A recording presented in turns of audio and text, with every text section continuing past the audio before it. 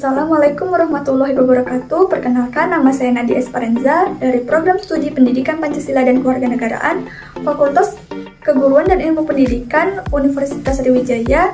Video ini dibuat untuk memenuhi tugas mata kuliah Strategi Pembelajaran dengan dosen pengampu Dr. Randa Umi Hotima, MPD PhD, Puspadianti SPD MPD, dan Kamelia SPD MPD.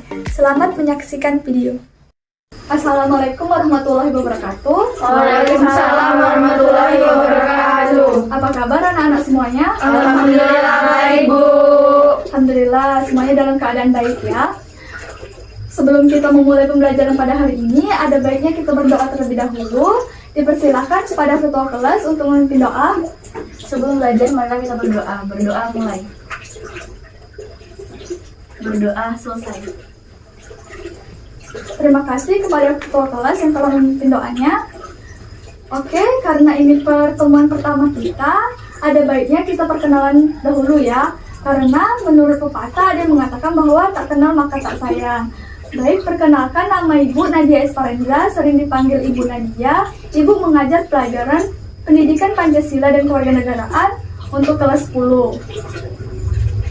Nah, sekalian Ibu mengabsen, kalian akan diminta untuk menyebutkan nama dan asal sekolah kalian. Dipersilakan. Perkenalkan, nama saya Candy dari SMP Lematan Lestari.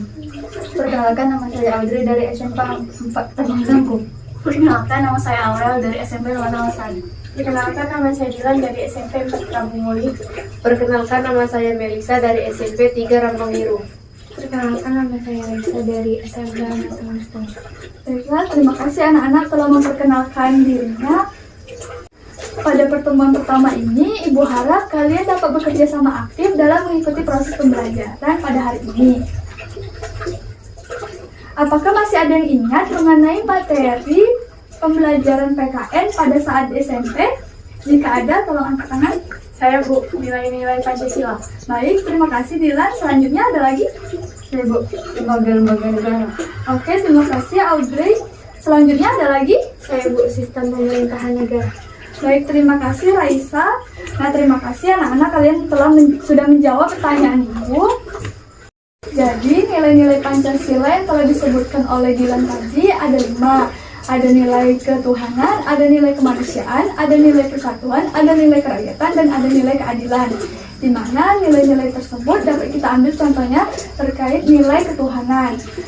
Nilai ketuhanan ini kan mencerminkan bahwa bangsa Indonesia itu bangsa yang beragama. Di Indonesia itu kan sangat beragam agamanya. Ada agama Islam, agama Kristen, agama Hindu, dan agama lainnya, di mana agama tersebut yang saling berdampingan, yang saling beragam, dan saling berdampingan antara satu dengan yang lainnya. Dan juga yang telah disebutkan oleh Audrey mengenai lembaga-lembaga negara, itu juga berkaitan dengan materi kita yang akan kita bahas pada hari ini, mengenai sistem pembagian kekuasaan negara. Jadi pada bab ini kalian akan membahas mengenai sistem pembagian kekuasaan. Sistem pembagian kekuasaan itu ada yang secara vertikal dan secara horizontal. Nah, dan juga kalian akan membahas mengenai teori dari pembagian sistem kekuasaan negara menurut para ahli. Baiklah, sebelum kita memasuki materi inti, Ibu akan menjelaskan sedikit mengenai pembagian kekuasaan. Nah, pembagian kekuasaan itu kan terdiri dari 2 kata, antara pembagian dan kekuasaan. Pembagian itu merupakan proses memecahkan beberapa bagian yang akan diberikan, sedangkan kekuasaan itu wewenang atas suatu hal. Jadi dapat kita simpulkan bahwa pembagian kekuasaan itu merupakan proses wewenang yang dimiliki oleh negara menjadi bagian seperti lembaga legislatif, lembaga eksekutif, dan lembaga yudikatif. Nah, setelah kita membahas sedikit materi yang akan kita pelajari, kalian akan diminta untuk menonton video pembelajaran yang telah Ibu siapkan. Ini videonya.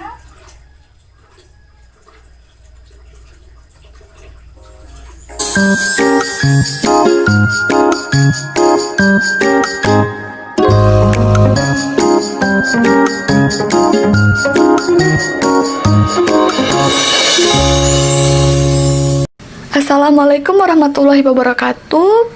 Bertemu dengan saya, Ibu Nadia Esperenza, sebagai guru pendidikan Pancasila dan Kewarganegaraan. Pada video kali ini, saya akan mencoba menjelaskan mengenai bagian pertama dari bab 1 di semester ganjil ini. Mudah-mudahan dengan video ini, kalian bisa dengan lebih mudah memahami mengenai materi kita pada bab ini.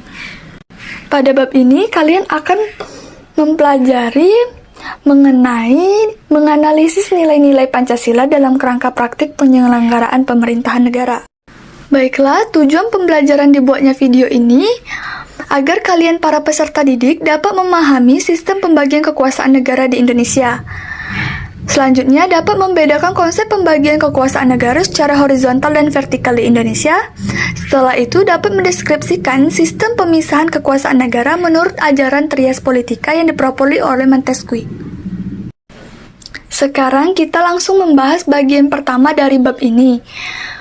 Pertama, itu membahas mengenai sistem pembagian kekuasaan negara Republik Indonesia. Nah, kalian pasti udah sering dengar istilah-istilah atau kata-kata yang berkaitan dengan lembaga-lembaga negara, misalnya Presiden, kemudian DPR, MPR, atau Mahkamah Agung. Dan pernah nggak sih kalian bertanya sebenarnya apa perbedaan kekuasaan-kekuasaan dari lembaga-lembaga negara tadi? Atau kenapa sih kekuasaan negara itu harus dibagi-bagi pada lembaga-lembaga negara? Nah, kalian akan menemukan jawabannya dalam video kita kali ini. Kekuasaan negara merupakan kewenangan negara untuk mengatur seluruh rakyatnya agar tercapai keadilan dan kemakmuran serta keteraturan.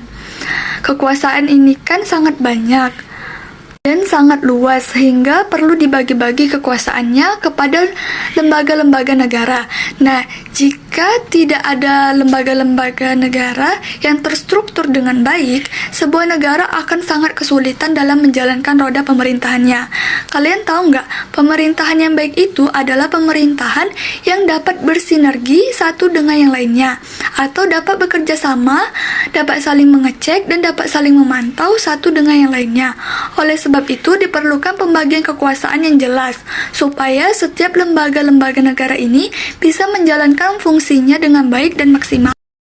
Terdapat beberapa teori mengenai pembagian kekuasaan negara. Salah satunya dikemukakan oleh John Locke, di mana John Locke membagi kekuasaan negara menjadi 3. Yang pertama itu kekuasaan legislatif, yaitu kekuasaan untuk membentuk undang-undang. Yang kedua, kekuasaan eksekutif, yaitu kekuasaan untuk menjalankan undang-undang. Dan yang ketiga itu kekuasaan federatif, yaitu kekuasaan untuk melakukan hubungan atau aliansi atau perserikatan dengan negara lainnya. Berikutnya ada Montesquieu. Dia terinspirasi oleh tulisan John Locke. Kemudian Montesquieu ini mengemukakan pendapatnya mengenai sistem pembagian kekuasaan negara yang dikenal dengan Trias Politika. Nah, menurut Montesquieu, pembagian kekuasaan negara itu dibagi juga menjadi 3. Yang pertama itu kekuasaan legislatif, yaitu kekuasaan untuk membentuk undang-undang. Yang kedua itu kekuasaan eksekutif untuk menjalankan undang-undang. Dan yang ketiga itu berbeda dengan John Locke, di mana Montesquieu mengatakan kekuasaan yudikatif. Kekuasaan ini adalah kekuasaan untuk mempertahankan undang-undang, termasuk kekuasaan untuk mengadili setiap pelanggaran terhadap undang-undang. Nah, Indonesia sendiri membagi kekuasaan negara menjadi legislatif, eksekutif, dan yudikatif, di mana legislatif itu dipegang oleh DPR, eksekutif dipegang oleh Presiden, kemudian yudikatif itu dipegang oleh Mahkamah Agung. Menurut Undang-Undang Dasar Negara Republik Indonesia, kekuasaan negara itu dibagi menjadi 2, yaitu secara horizontal dan secara vertikal. Secara horizontal, pembagian kekuasaan negaranya berdasarkan fungsi dari lembaga-lembaga tertentu, misalnya fungsi legislatif, eksekutif, dan yudikatif. Sedangkan kalau secara vertikal, adalah pembagian kekuasaan berdasarkan tingkat pemerintahannya. Pembagian kekuasaan negara secara horizontal di Indonesia yang pertama itu ada kekuasaan konstitutif, yaitu kekuasaan untuk melakukan perubahan terhadap Undang-Undang Dasar, atau kita kenal dengan istilah amandemen. Nah, lembaga yang memiliki kekuasaan pasti ini adalah MPR. Kedua, itu ada kekuasaan eksekutif. Kekuasaan eksekutif ini merupakan kekuasaan untuk melaksanakan undang-undang. Dalam hal ini, yang memiliki kekuasaan eksekutif adalah presiden dan menteri-menterinya. Yang ketiga adalah kekuasaan legislatif. Kekuasaan untuk membentuk undang-undang dimiliki oleh DPR. Yang keempat adalah kekuasaan yudikatif atau kekuasaan kehakiman. Ini dimiliki oleh Mahkamah Agung atau Mahkamah Konstitusi.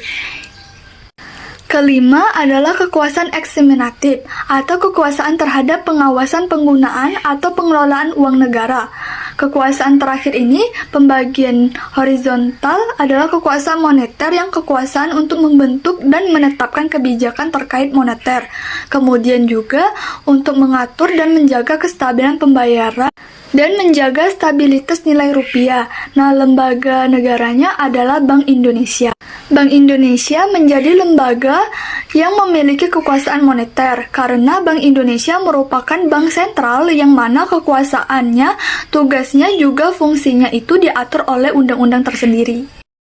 Pembagian kekuasaan vertikal di Indonesia itu sudah diatur dalam Undang-Undang Dasar Negara Republik Indonesia tahun 1945 pasal 18 ayat 1. Bunyinya, Negara Kesatuan Republik Indonesia dibagi atas daerah-daerah provinsi dan daerah-daerah provinsi itu dibagi atas kabupaten dan kota.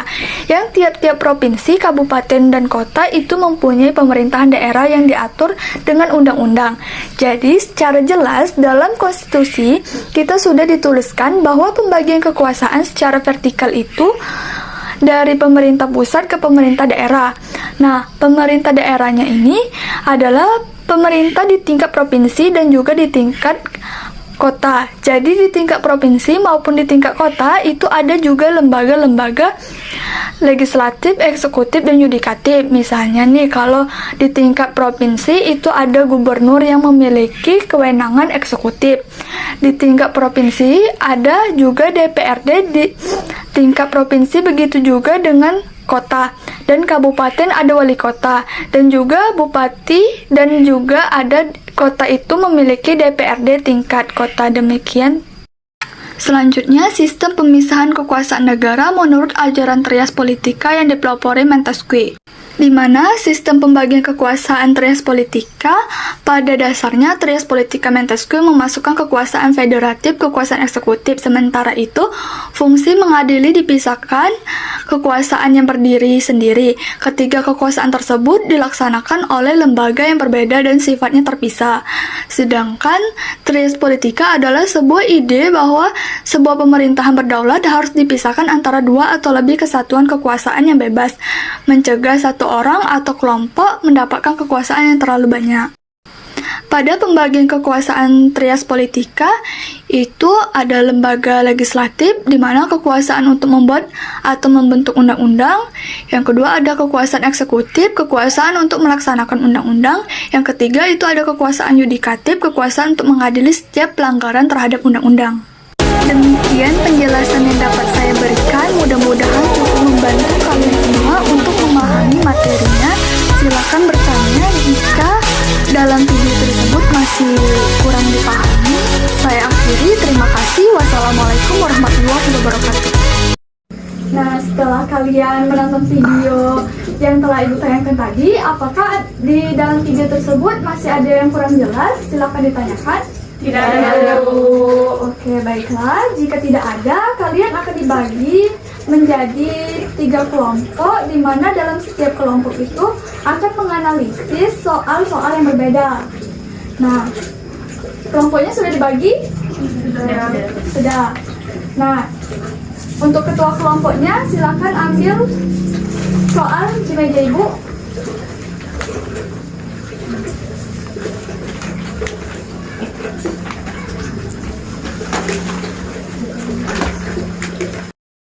Silakan berdiskusi bersama teman-teman kelompoknya. Ibu beri waktu sampai jam 9.30, dimulai dari sekarang. Silakan mengerjakan. Baik, Bu, izin bertanya. Iya, ada apa? Hasil diskusi langsung dituliskan di kertas portofolio ya, Bu? Iya, yang kertas folio yang Ibu telah bagikan tadi. Oh, baik, Bu, terima kasih, Bu. Ya. Apakah kalian sudah berdiskusi dan menyelesaikan tugasnya? Sudah, Bu.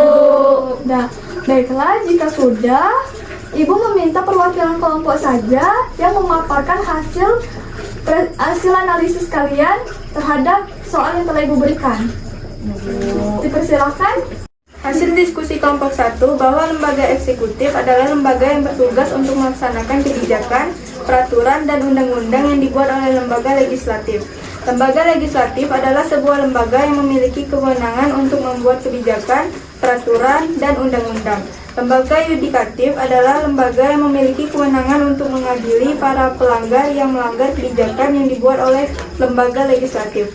Baik, terima kasih untuk kelompok 1. Selanjutnya langsung diteruskan oleh kelompok 2. Perwakilannya dipersilakan. Hasil diskusi kelompok 2 bahwa secara horizontal pembagian kekuasaan menurut fungsi lembaga-lembaga tertentu. A. Kekuasaan konstitutif mengubah dan menetapkan undang-undang dasar. B. Kekuasaan eksekutif menjalankan undang-undang dan pemerintahan negara. C. Kekuasaan legislatif membentuk undang-undang.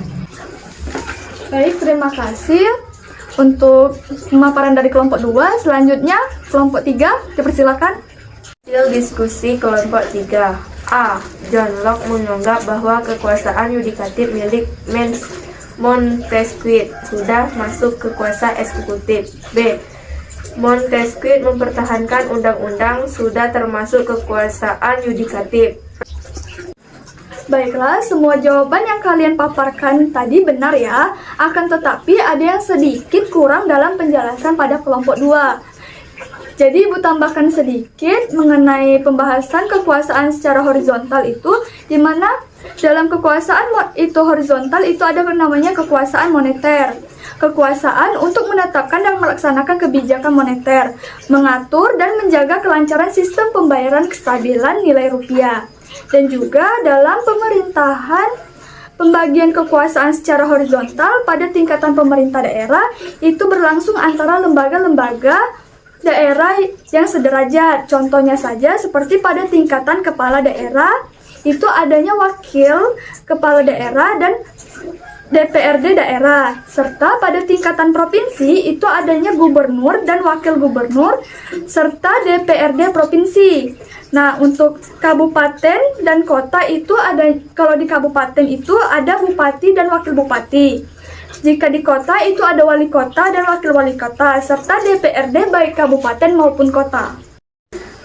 Baik, itulah pembelajaran kita pada hari ini. Jadi dapat Ibu simpulkan bahwa sistem pembagian kekuasaan negara itu di Indonesia dibagi menjadi dua. Ada yang secara horizontal dan secara vertikal. Secara horizontal itu di mana pembagian kekuasaannya itu dilihat dari fungsi dan kewenangannya, seperti lembaga legislatif, lembaga eksekutif, dan lembaga yudikatif. Sedangkan untuk secara vertikal itu dilihat dari sistem pemerintahannya, di mana adanya pemerintah provinsi, adanya pemerintah baik kabupaten dan kota, serta pusat. Untuk evaluasi, kalian dapat kerjakan soal pada halaman 11 di LKS. Dikumpul pada minggu depan. Sebelum kita menutup pembelajaran hari ini, ada baiknya kita mengucapkan hamdalah. Alhamdulillahirabbil alamin. Ibu akhiria, sampai bertemu di pertemuan selanjutnya. Wassalamualaikum warahmatullahi wabarakatuh. Waalaikumsalam warahmatullahi